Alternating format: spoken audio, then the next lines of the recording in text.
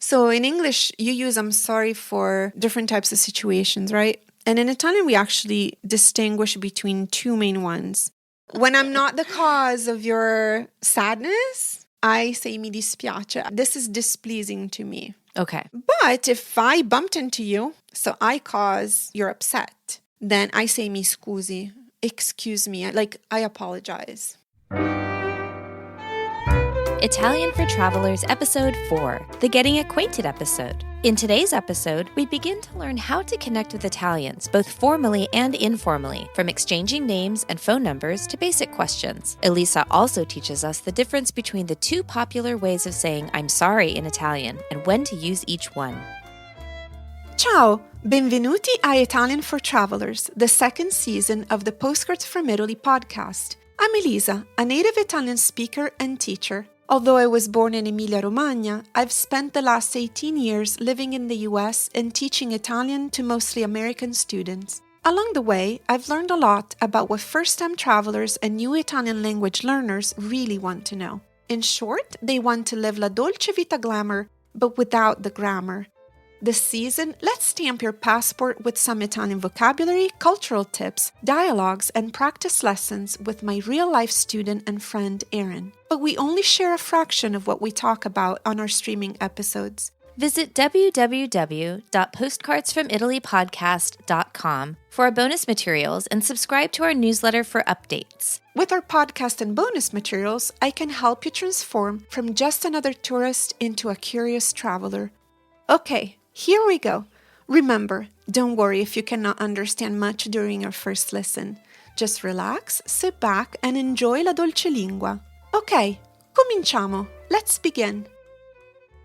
Cari amici, benvenuti. Welcome to Italian for Travelers, Episode 4, titled Fare conoscenza. Getting Acquainted.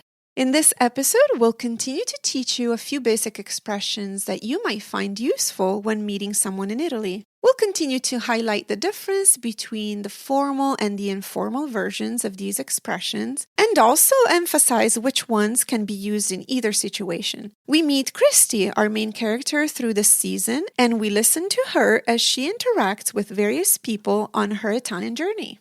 So let's get started with our idiom for today, our colorful Italian expression. Mm-hmm. It pains me to say this, but amicizia stretta dal vino non dura da sera al mattino. I'm also sad about this. The translation is, a friendship born with wine doesn't last from evening to morning.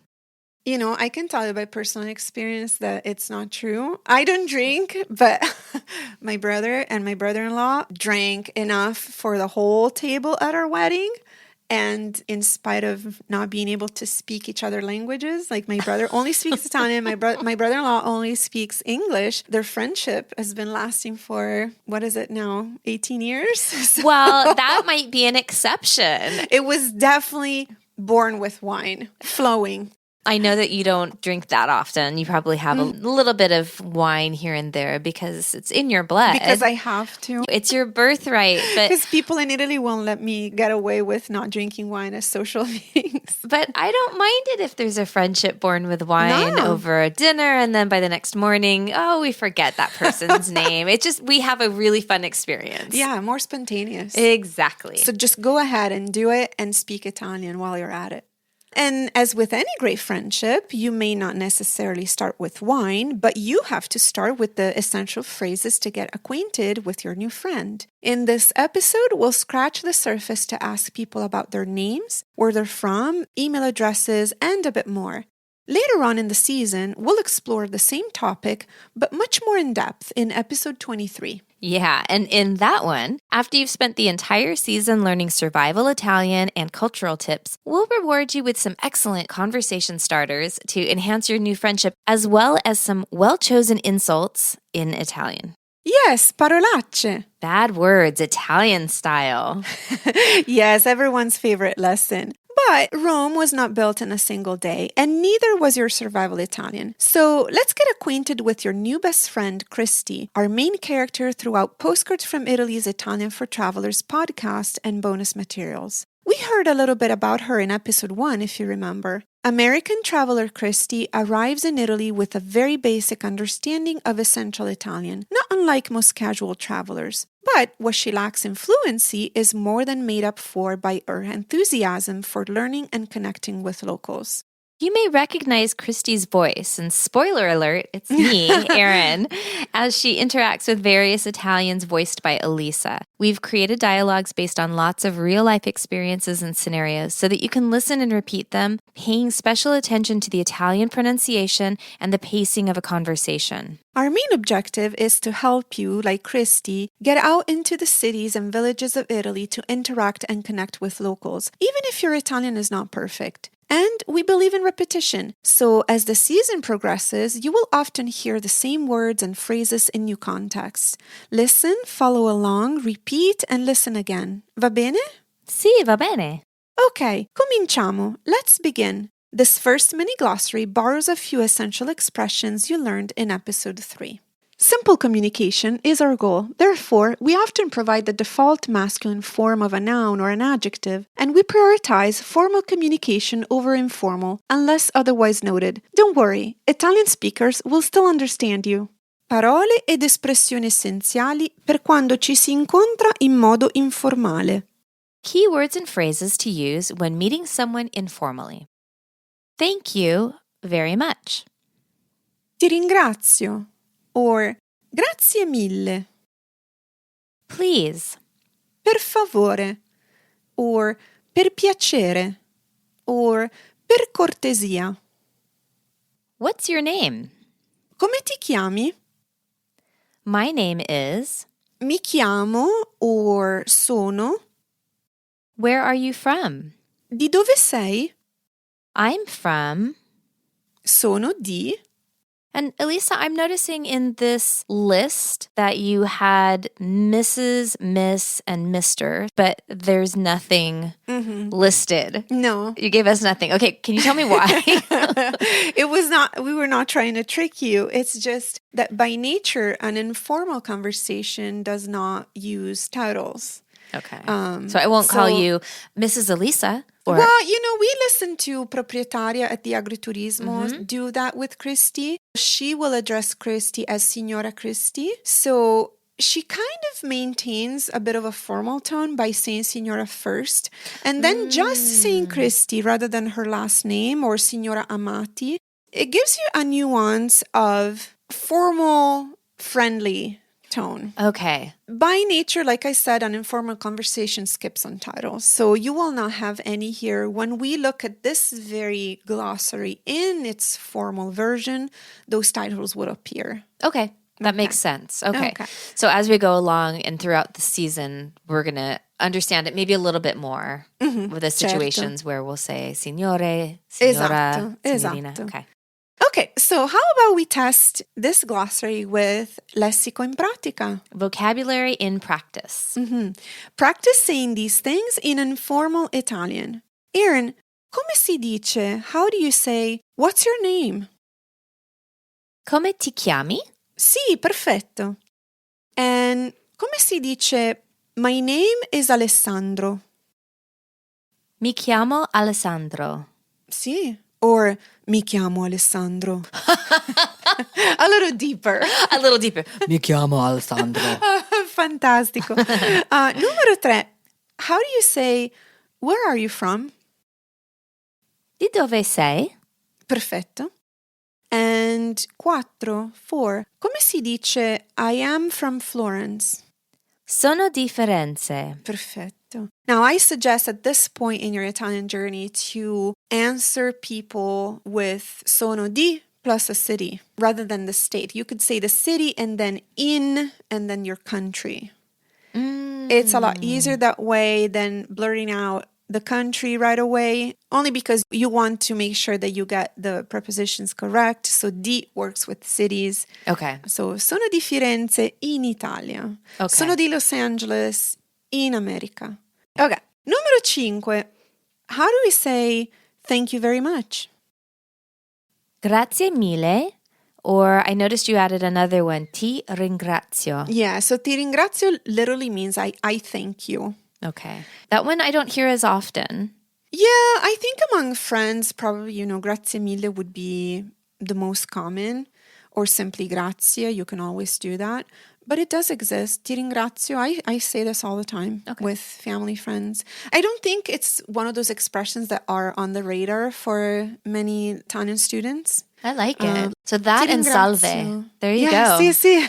If you're a PFI student, then you know very- those two. Esatto. Now, last one, number 6. How do we say please? So there's a couple ways that you wrote that my favorite is per favore, Oh, certo. but I also like per piacere.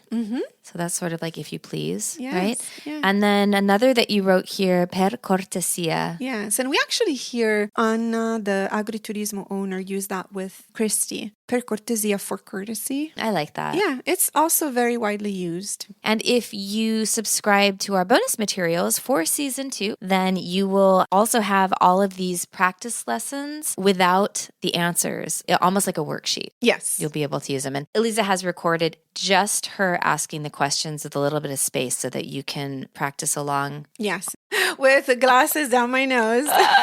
Just imagine her like staring at you and asking, okay, insert your name.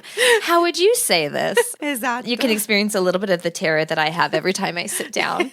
No, I'm kidding. Sto scherzando. All right, so let's move now on to the same glossary, but formal. Parole ed espressioni essenziali per quando ci si incontra in modo formale, con persone più anziane, sconosciuti o autorità. Key words and phrases to use when meeting someone formally with elders, strangers, or people in a position of authority. Thank you very much. La ringrazio, or grazie mille. Please. Per favore, or per piacere, or per cortesia. Mrs. or Miss. Signora, or signorina. Mr. Signore, or signor. What is your name? Come si chiama? My name is. Mi chiamo, or sono. Where are you from? Di dov'è? I'm from. Sono di.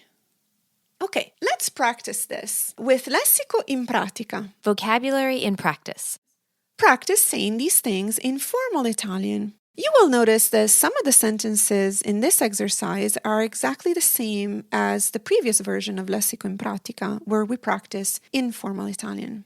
Okay, so let's see what the differences are. Esatto. So, Erin, come si dice? How do you say, what's your name? Como se chiama? Brava. Okay, so I used the formal tone for that. Si instead of ti and chiama instead of chiami. Come si chiama? Number 2. How do we say, my name is Alessandro? So again, I have to deepen my voice. Mi chiamo Alessandro. Brava. This one doesn't change. Right, because it's us telling our name. He could also have said sono Alessandro, and there's no difference between the two. Perfetto. Numero 3. Come si dice, where are you from? Di dov'è? Brava. So this one's different. We used di dov'è instead of di dove sei. So the more formal tone. Yes. Numero 4. Come si dice, I am from Florence? Sono di Firenze. No change in this one. Numero 5. How do you say thank you very much? La ringrazio or grazie mille. Perfetto. So similar. But it's similar. Some of the pronouns change. in the previous one, it was ti. Ti ringrazio. Ringrazio. So now, I give to you informally. Yes, Okay. yes, bravi. And now we use la ringrazio. Grazie mille obviously doesn't change. Okay, that's the one I'm going to choose then. Perfetto. Choose easy. Yes. Numero 6. Come si dice please? Well, because it's more formal, I chose per cortesia. But I know I can use any of them. Yes, right? of course. Per favore, per piacere, Certo. or per cortesia. Yes, any of them would work. They're the same. Now, let's look at this one. Numero 7. Come si dice Mrs. and Miss? Okay, I'm glad that you put this on here. So, what I'm noticing from the glossary, it says signora and it says signorina. Now, in my head, signora is a mature, not only formal, but a mature greeting. And signorina is for a younger woman. But you have them interchangeably. So not really interchangeably. Okay. They're just next to each other because they refer to a female. In Italian, until maybe a couple decades ago, women who were married were addressed as signora, no matter what their age was. And unmarried women were addressed as signorina, no matter what their age was. The marriage was a factor. Things changed about 2 decades ago. It was determined that since we don't want to create a stigma about not being married, which is also becoming more common, we were going to use signora for any woman like past 18. Of course, you can't tell people's age when you just meet them, say at the bar or al mercato. But, a younger girl, a teenager, would be addressed as signorina. And let's say somebody who looks like they're in their 20s may start to get dressed as signora. Okay, so it doesn't mean like, oh my gosh, you look so old, ma'am. No. Right? Because you said if you're older than 18, and I'm thinking, oh my gosh. That's the technical rule. It doesn't mean that in everyday Italian this is always followed because, some people may choose to address, let's say, a 25-year-old who is not married still as signorina, catering more to her age rather than her marital status. Sometimes some men may also use signorina as a compliment to a woman who is clearly a signora. So married and maybe, say, even in her 30s. So in real life, the distinction is not so clear-cut. Okay. Yeah. Okay. But if someone looks like fairly young, you can say signorina. Oh, sì. But if you say signora and they're maybe a little bit older than a teenager per se, that's fine. Yeah. As an Italian, I would probably address somebody who looks to be under 30 as signorina, unless they're clearly married. And then everyone else is a signora. Okay. Just to be polite. Okay, now let's look at last one. Numero 8. Come si dice Mr.? Signore or signor? And Sì. Can you tell me the difference between those? Yeah. So, signor, so you drop the E, the final E, when you use the title before somebody's last name. Okay, like Signor Rossi. Yes, Signor Rossi, Signor Bianchi, Signor Wilkinson. It just flows better. Okay. So, Mr. plus the last name is signor. Otherwise, it's just signore. Signore. And so that's just if you're saying, hello, sir. Yes. Or whatever. Yeah. So if it's not followed Buongiorno, by anything. signore. Exactly. If it's not followed by anything, you just use signore. But if I knew the person's last name, I could say, buongiorno, Signor Rossi. Yeah. You could even, in some cases, you could also do Signor Marco. Just kind of like Proprietaria is doing with Christy, using signora, but then her first name to kind of maintain a tone of friendly but polite. Okay. Yeah. Same thing happens with signore. So in this episode, we're going to explore using both the formal and the informal forms of various phrases when meeting new people. In today's dialogues, when Christy is talking to the owner of the agriturismo, we want to keep things polite and professional. So Anna, the proprietaria, is always going to use a respectful lei form while talking to her customer. That's the formal tone. Later, in our last mini dialogue, the tone will shift to the informal while Christy chats with another agriturismo guest. So let's dive into our first mini dialogue with Christy as she checks into her accommodations. Dialogue 1. Check-in all'agriturismo. Checking in at the agriturismo. Buongiorno, signora. Buongiorno. I would like to check in. Sì, prego. Of course. Come si chiama, signora? My name? Mi chiamo Christy Amati. Piacere. Mi chiamo Anna. Di dov'è, signora? Where are you from? I am American from San Diego. Sono americana di San Diego. But my grandparents were from Sicily. Sorry, but I don't know how to say that in Italian. Non si preoccupi. It's okay. Don't worry. I can see that you are here for 5 nights. 5 notti. Sì, 5 notti. It's my first 5 nights in Italy. Signora, qual è il suo numero di telefono? Your phone number? Oh, numbers. This is hard for me. +1 619 772 8520. +1 619 772 8520. Grazie mille. Prego. Okay, so now let's move on to our next glossary. Alcune parole ed espressioni informali di base. Some informal basic words and expressions. Excuse me. Scusa or scusami. I'm sorry. Mi dispiace or scusami. No problem. Non c'è problema or niente di che. You're welcome. Prego or non c'è di che or di niente. Yes, please. Or yes, I'd be happy to. Sì, grazie or sì, molto volentieri. What is your phone number? Qual è il tuo numero di telefono? It's 339-49-56728. È 339 49 56 728. What is your email address? Qual è il tuo indirizzo email? It's xxx.yyy@gmail.com. È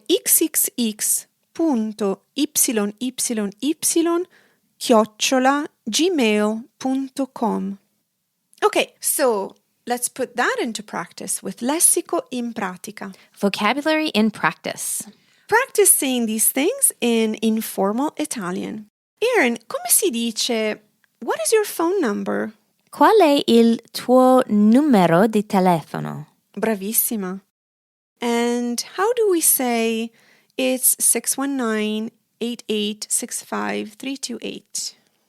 This one's tricky because we Yes. haven't learned numbers yet. Not we yet. Yeah, we learned those in episode 5. That's our next episode. So I'm just going to stumble through and you tell me. Okay. 619 88 65 328. Bravissima, Erin. And this is actually how an Italian would read a phone number like that, using tens and hundreds after the area code.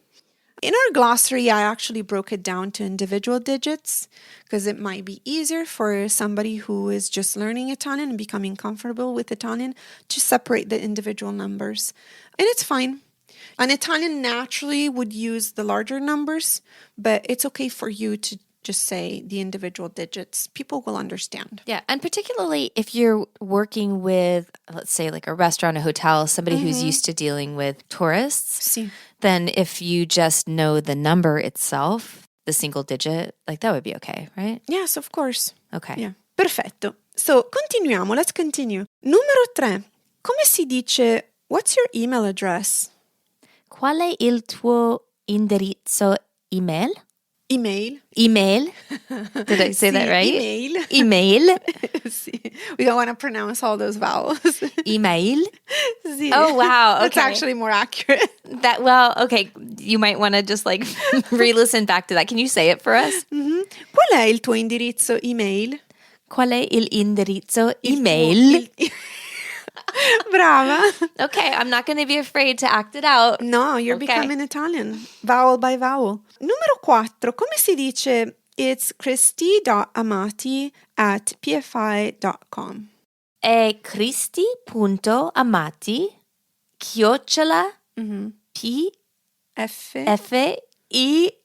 @pfi.com. Bravissima. Yes. Why is it so hard for me? We learned our alphabet. Well, you know what? It's daunting. Don't worry at this point if the punto and chiocciola are a little intimidating to you. You can always write it down. And in number 22, we'll give you all the vocabulary for email addresses and how to say dot and at. And so at is, Chiocciola. and that is like a snail. Yeah, it's kind of like the old word for snail because the little at looks like a little snail's house. Okay, so for now though, I'm probably going to just write down. If you say at, I think there's a good chance that a lot of people will understand. They'll know what that is. Yeah, Okay, yeah. or I'll just write it down. How about that? Yeah, write it down. Ok, numero 5. Come si dice excuse me? Scusa or scusami. Bravissima. Numero 6. Come si dice you're welcome? Prego. But there are other ways to say this. Sì. You can also say non c'è di che or di niente. Di niente means it's nothing. Of nothing. Yeah. Non c'è di che, there's nothing about it. So, like, there's nothing to it. Yeah, exactly. Numero 7. Come si dice I'm sorry? Mi dispiace or scusami. Yes. So in English, you use I'm sorry for different types of situations, right? And in Italian, we actually distinguish between two main ones. You will say mi dispiace anytime your I'm sorry means I'm sad about something that I didn't cause. Say, for example, you tell me that your dog was sick this morning, and I'll say, oh, mi dispiace. Mi dispiace. I feel sorry about that. Or you tell me you lost your job, and I say, mi dispiace. I have no involvement in this in terms I didn't cause the reason for you to be...